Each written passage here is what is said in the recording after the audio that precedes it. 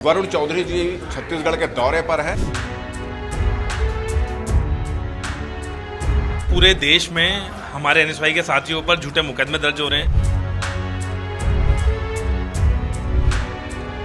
और जानबूझकर एनएसवाई की आवाज दबाना चाहते हैं।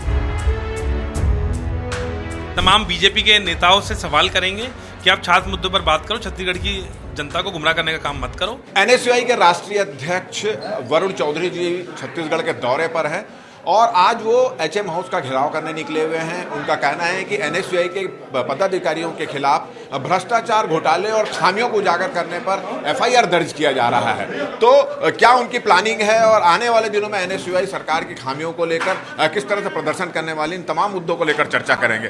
क्या आप लोगों की प्लानिंग है? देखिए, पूरे देश में हमारे एनएसवाई के साथियों पर झूठे मुकदमे दर्ज हो रहे हैं।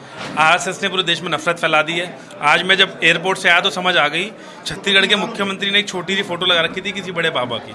इससे बड़ा अपमान एक मुख्यमंत्री का क्या होगा, तो नजर आ गया छत्तीसगढ़ की हालत क्या है।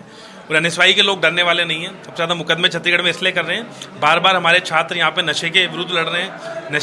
नशाखोरी बढ़ गई और जो छात्रों की मुद्दों की हालत है, वो खास तौर पर आज का प्रोटेस्ट हमने इसलिए भी रखा कि रायबरेली के अंदर एक दलित की मार मार कर हत्या कर दी।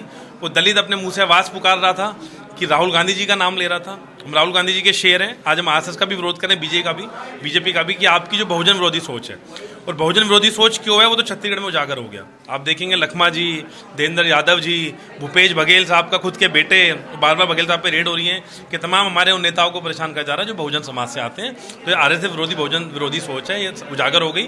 और साथ के साथ आरएसएस जैसे ही यूनिवर्सिटीज़ के अंदर, मुझे पता चला यहाँ पर भी यूनिवर्सिटीज़ के अंदर बार बार आरएसएस की सोच घुसी है, नफरत फैला रहे हैं। तो हम छत्तीसगढ़ के एनएसवाई के साथियों का दायित्व बनता है और लगभग हमारे 20 साथियों पर संगीन धाराओं में झूठे मुकदमे दर्ज करें। हम डरने वाले नहीं हैं। होम मिनिस्टर को चेतावनी देते हैं कि झूठे मुकदमे हटाओ, वरना आगे बड़े आंदोलन के लिए तैयार रहें। आप यहाँ के डिप्टी सीएम जो एचएम है, उनका कहना है कि एनएसयूआई में ज्यादातर जो आपराधिक घटनाएं हो रही है उसमें एनएसयूआई के कार्यकर्ताओं और पदाधिकारियों का नाम आता है, तो ऐसे में उन पर तो कार्रवाई होगी। वो झूठे मुकदमे लगाकर और जानबूझकर एनएसवाई की आवाज़ दबाना चाहते हैं। आप देखेंगे, झूठे मुकदमे लगाना बहुत आसान है।